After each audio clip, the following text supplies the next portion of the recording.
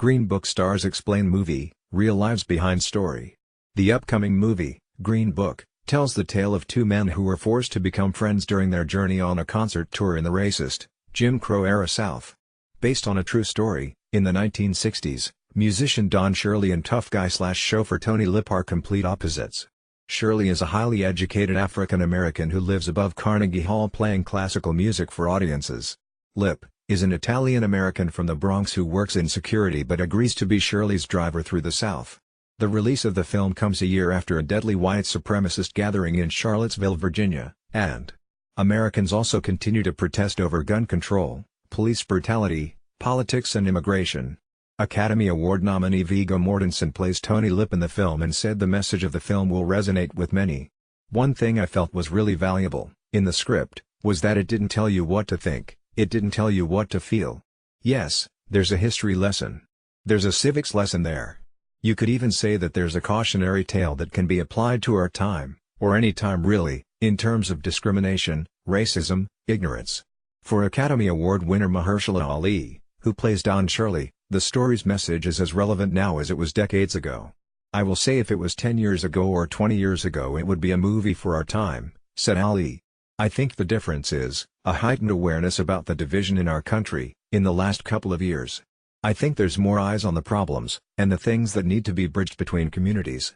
And I do feel that this film fits perfectly in the culture right now, as far as something that can serve as an example of what is possible. The storyline, Ali said, is simple. Two very different guys who grow to respect and admire one another. Nick Vallelonga, the real Tony Lip's son, co-wrote the film. He got Shirley's permission to tell their story but agreed to do so only after Shirley had died. I felt whenever I told it, it would resonate and ring true, said Vallelonga.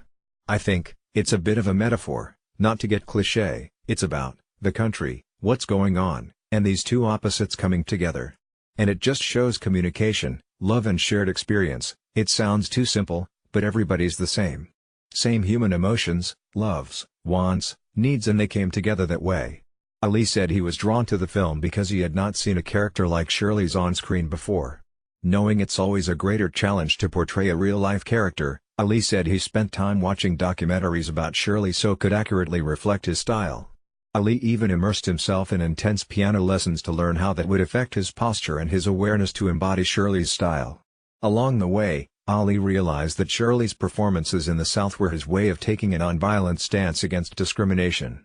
Black people have always had to sort of equip themselves in combating racism and discrimination, with dignity and intelligence, said Ali. I believe Dr. Shirley was aware of this in a really heightened way. And so, therefore every exchange that he would have, every plantation mansion he would play at, he was aware that these people thought of him, thought of his people, thought of his tribe in a certain light.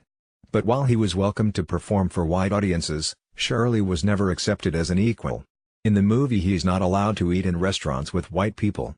Even the restrooms were segregated. Scenes in the movie show him turned away from eating at bars and using the restroom inside one venue where he was scheduled to perform. While Shirley and Lip traveled, they had to rely on which listed hotels, restaurants and even gas stations that were safe for black people. Created by Victor H. Green in Harlem, for 30 years. Travelers from across the country depended on the Negro motorist Green Book, to evade what could be dangerous and demeaning situations. Creating the book wasn't done as a business venture, said Myra Liriano, Associate Chief Librarian at Research Division. They didn't do this to make money. This was a service to the community, the African American community. Victor and Alma and the other people involved in creating this were very much products of their time. And they knew that to be African American in this country you had to depend on each other to get through life.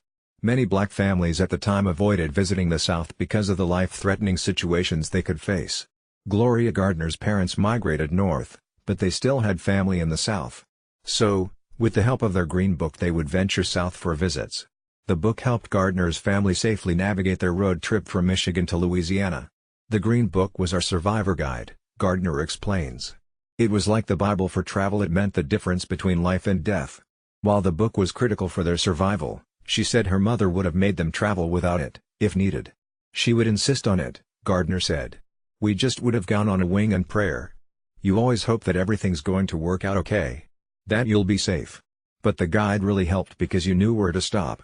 You knew where to go to get something to eat. You knew where to get gas. In cities across the country, black people could be turned away for entering the wrong establishment or even risked the possibility of being lynched. Vallelonga hopes the movie will inspire audiences to learn more about this book, a once vital guide for black travelers. Even if we just did that, we did a little spark to get people to go, I need to learn about this, and teach people, wow, this was going on, not 200 years ago, within our lifetimes. So this is an entertaining movie that hits social causes, and I think we handled it just right, he said.